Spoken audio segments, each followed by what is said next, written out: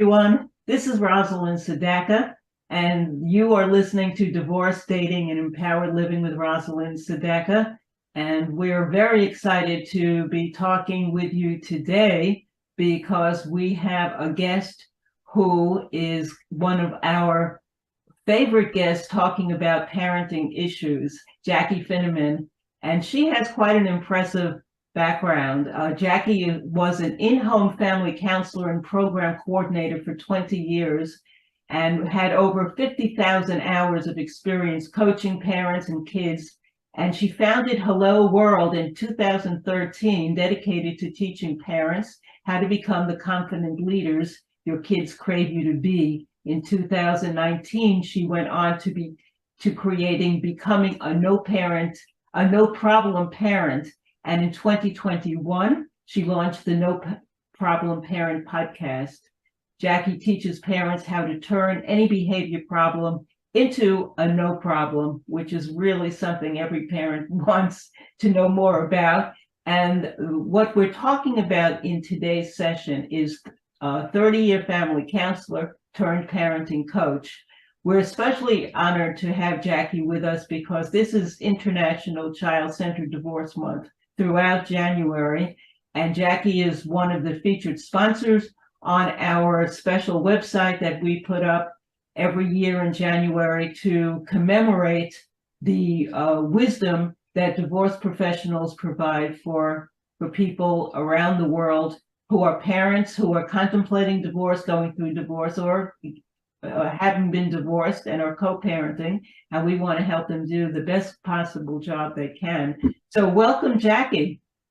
Well, thank you, Rosalind. This is so fun. I'm just thrilled to be here, and I love what you're doing around Child-Centered Divorce Month, that you've created this, right?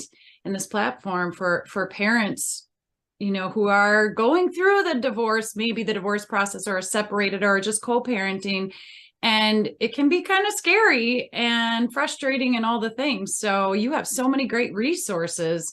I was happy to be a part of this event. Well, thank you. And I wanted to start by asking you the really important question is, what does becoming a no problem parent really mean? Yeah, it kind of sounds like, I don't know if you've ever experienced this, but sometimes when people say to you, "Oh, no problem," you kind of think, really, is it not a problem? Or, are you just being nice? No problem parenting is not about saying that there's no problem when there's a problem. Problems are problems, and it can be a big deal, and they can throw us off our game as a parent, or, take us off track. But no problem parenting is really about taking a problem and turning it into a no problem. Problems are meant to be dealt with and overcome. It's right in the definition of the word problem. If you look it up, you will see that problems are unwelcome or unwelcome situations, or things that happen to us that, we need to really deal with and overcome so we can, as I say in the Midwest, keep her moving. And so no problem parenting means giving problems only as much attention as they deserve, and then keep going. So when we have a behavior problem with our kiddo, while it might derail our roller coaster for a little bit, we can seek first to understand, get to the root of the behavior problem, or whatever problem has come our way. Seek first to understand, where is that coming from? Why is my child behaving the way they are? And why am I responding or reacting the way that I am to the problem? What's kind of triggering me to get me to either overreact or underreact? And then step 2 is to prepare for the worst. We can never be fully be prepared for problems as a parent, but life throws us curveballs. Our kids certainly do, but there are certain behavior problems that happen day in and day out. And those are the ones that we can be prepared for, so that we respond to the problem instead of react to it. I teach parents how to actually look forward to behavior problems. And then step 3 is to change the conversation. I believe that we are giving our kids way too much unconditional praise. And that might make some of you go like, what? Well, really, if our kids don't believe the praise that we're giving to them, it's just hot air. We appear to not know and to not understand what they're going through, or who they really are. So I teach a lot about the difference between unconditional praise and unconditional positives, and conditional praise and conditional positives. And then we lead with empathy, not sympathy.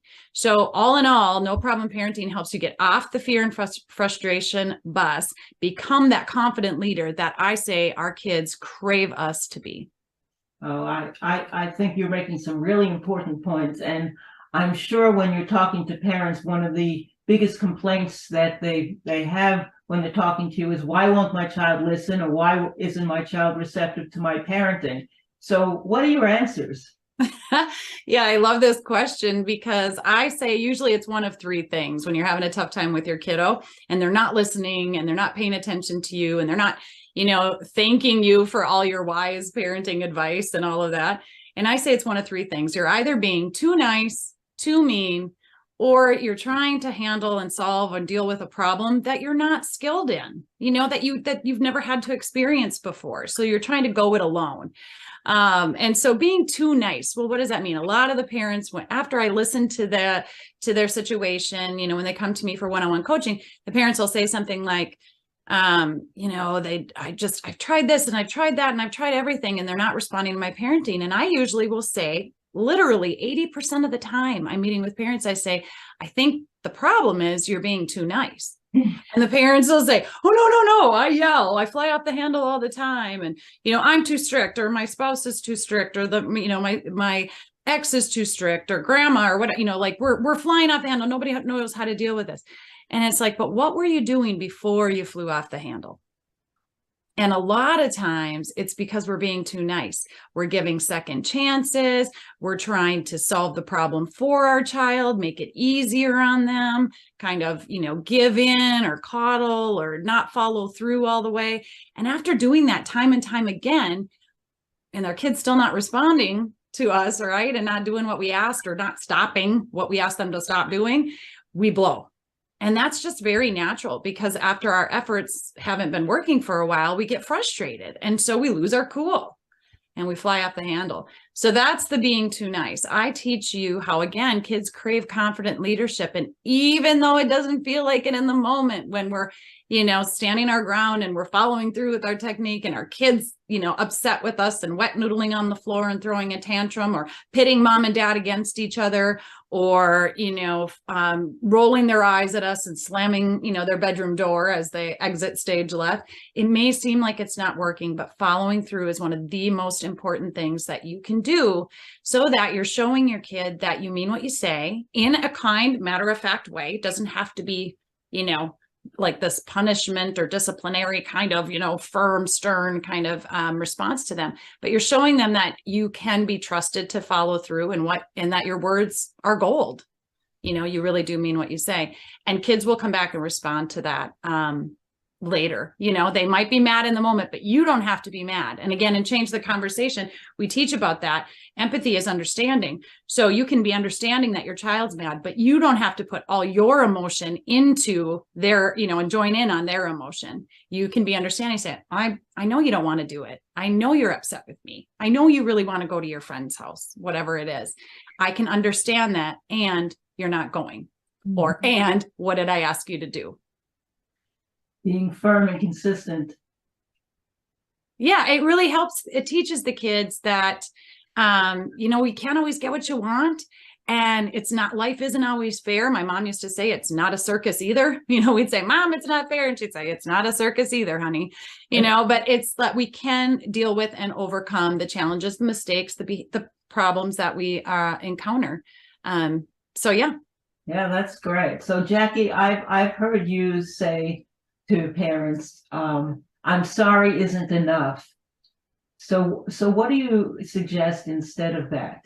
Yeah. So one of my favorite techniques, one of my favorite things to do when, as adults, when our kids, maybe they're getting in a fight with each other, or they take a toy away, they swear at each other, they call each other names, they do, whatever it is, or even with us, when they're being disrespectful to us, 9 times out of 10, solving something like that in the moment, when they're in fight or flight, or they're really upset, isn't going to be super successful. But what do we tend to do? We respond to our kids with something like, you say sorry, or that wasn't nice.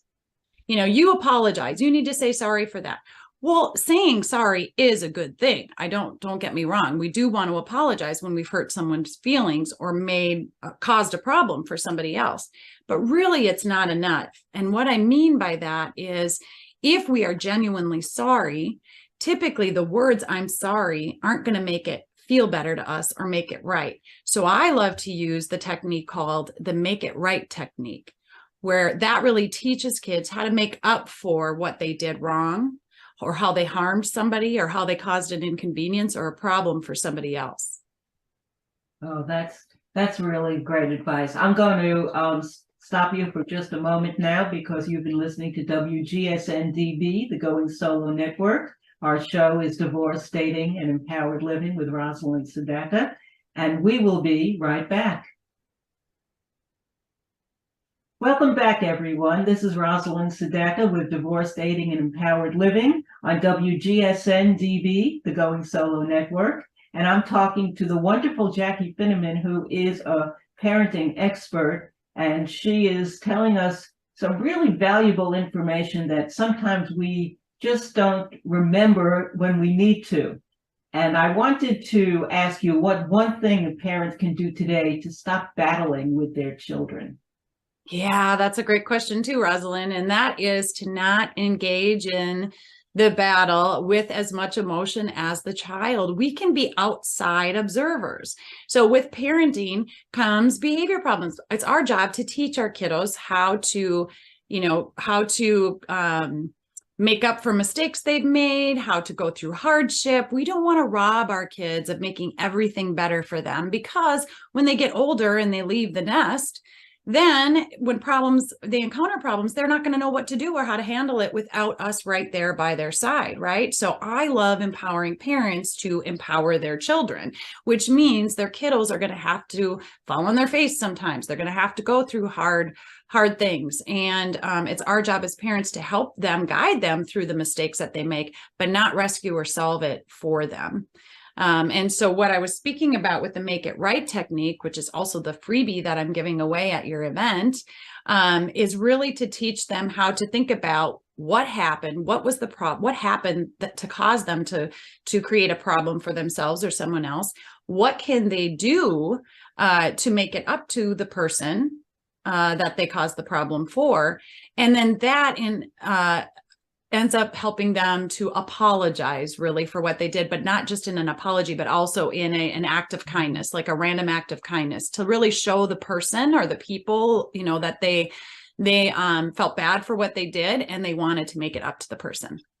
Wow. I love that concept, because you're so right that "I'm sorry" is such a generic term and people throw it around, and kids certainly do. They say it without any meaning or conviction behind it. And when you're asking them, how can we make it right, it creates a need to think about what does that mean, and what is right for me may not be right for you. So we have to dig a little deeper, right? Yes, exactly. I mean, and you guys, this could be things like, even when your child disrespects you and says something rude to you, in that moment is probably not the best time to address that issue or that problem. You maybe want to get them out the door and they were, yelling at you before you left. Well, don't deal with that problem till later on in the evening when you get back home. You can go back to the kiddo and say, "Hey, remember what happened earlier today?" And first, see what they say. See if they can remember what happened. When we're getting ready for school and I was trying to get you out the door and we're all, in a rush, what happened? And your goal is to get them to say, "Well, I yelled at you and I was calling you names and I was really angry and maybe I swore," or whatever it was. When they tell you what happened, step one, then you say, "Good job being honest. Good job telling the truth."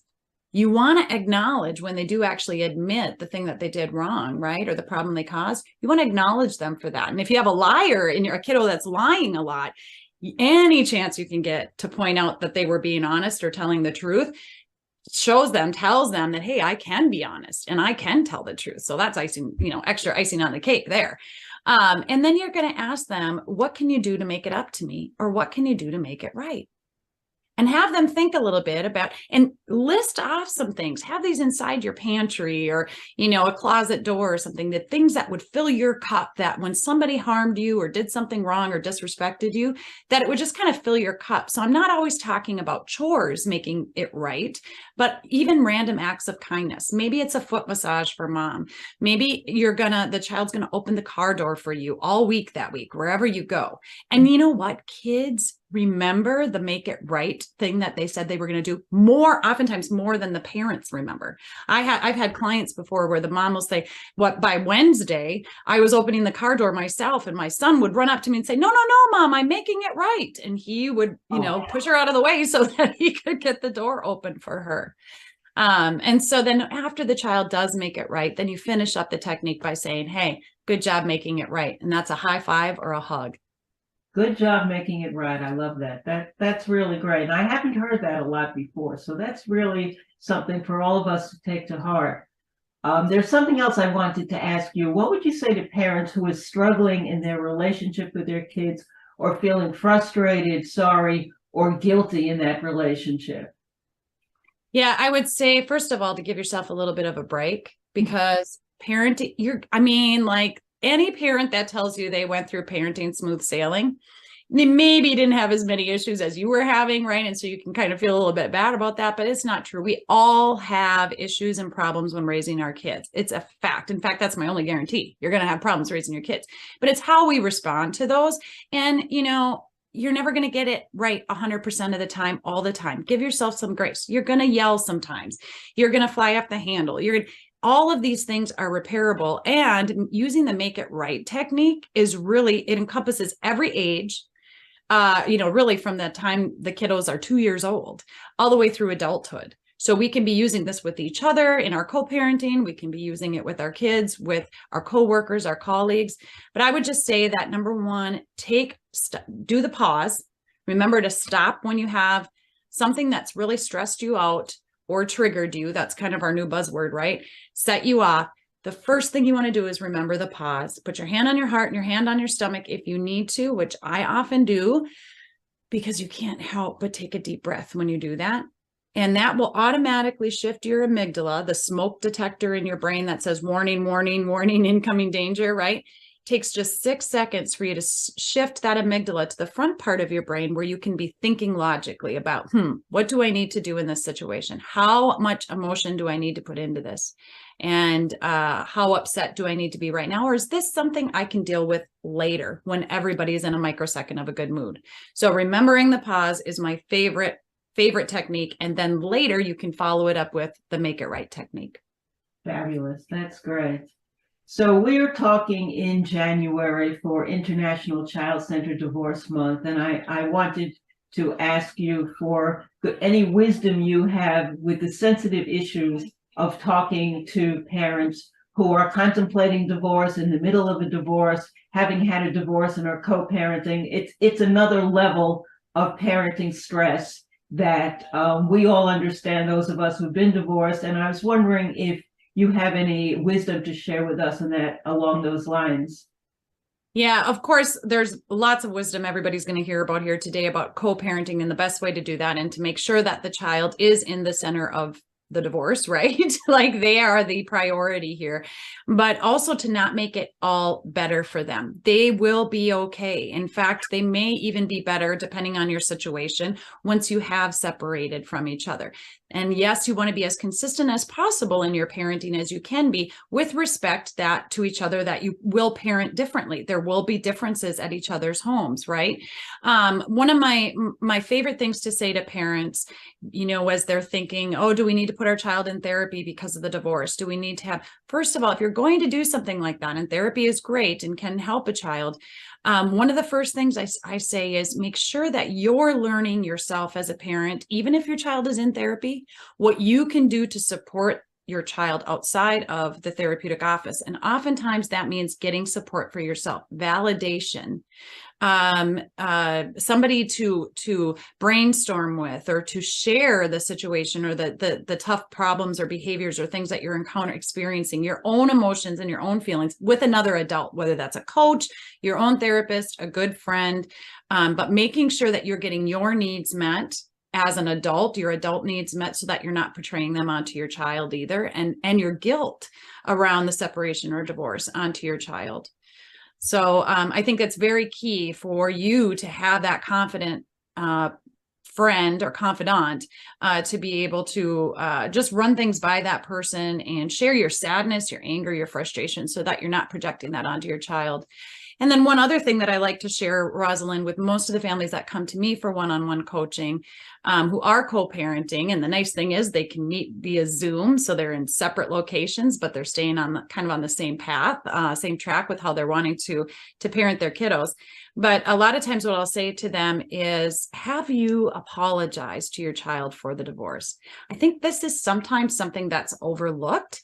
Now, I don't mean for you to apologize because of guilt or shame for the divorce or anything like that.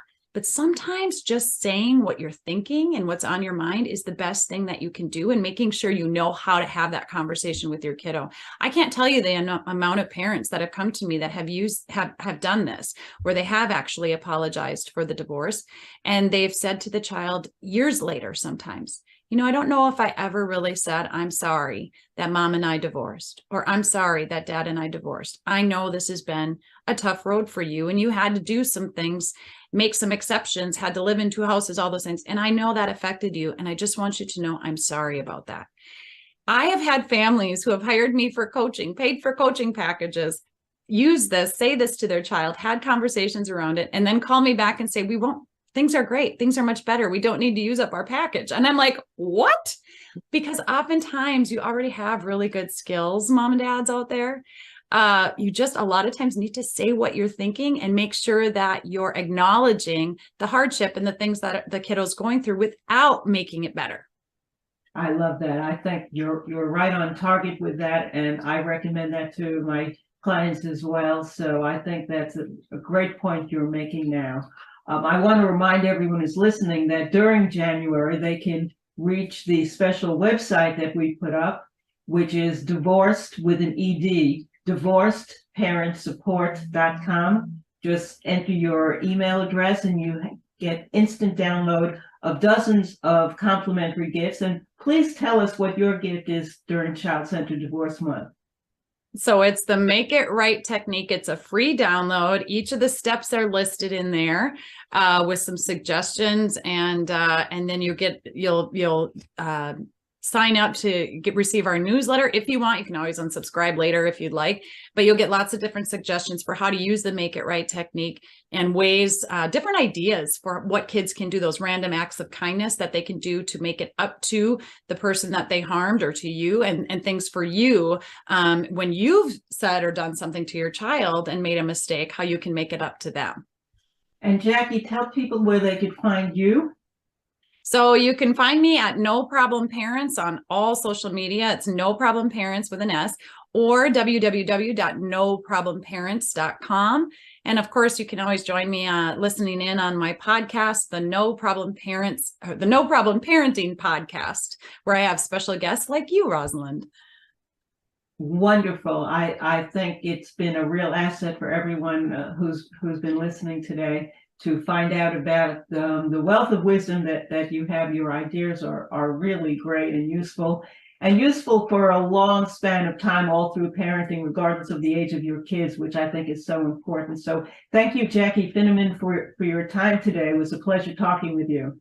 You're welcome, Rosalind. If I can just say one last thing, I want all parents to remember out there, whether, no matter what your situation is, I want you to remember that on particularly rough days, when you feel like you can't possibly endure, just remember that your track record for getting through those days so far is 100%. Mm-hmm. And that's pretty darn good. So you don't have to go it alone. There's so many resources here in your community. I look forward to meeting some of your parents that are watching today. Oh, that's great. Thank you so much. And again, this is Rosalind Sedacca, founder of the Child-Centered Divorce Network. You've been listening to WGSN-DB, the Going Solo Network. And the Divorce, Dating, and Empowered Living radio show and podcast is our show. And during January, please make sure you visit divorcedparentsupport.com, where you'll find all the free gifts for parents before, during, and after divorce during International Child-Centered Divorce Month. Hope you'll join us again. Bye-bye for now.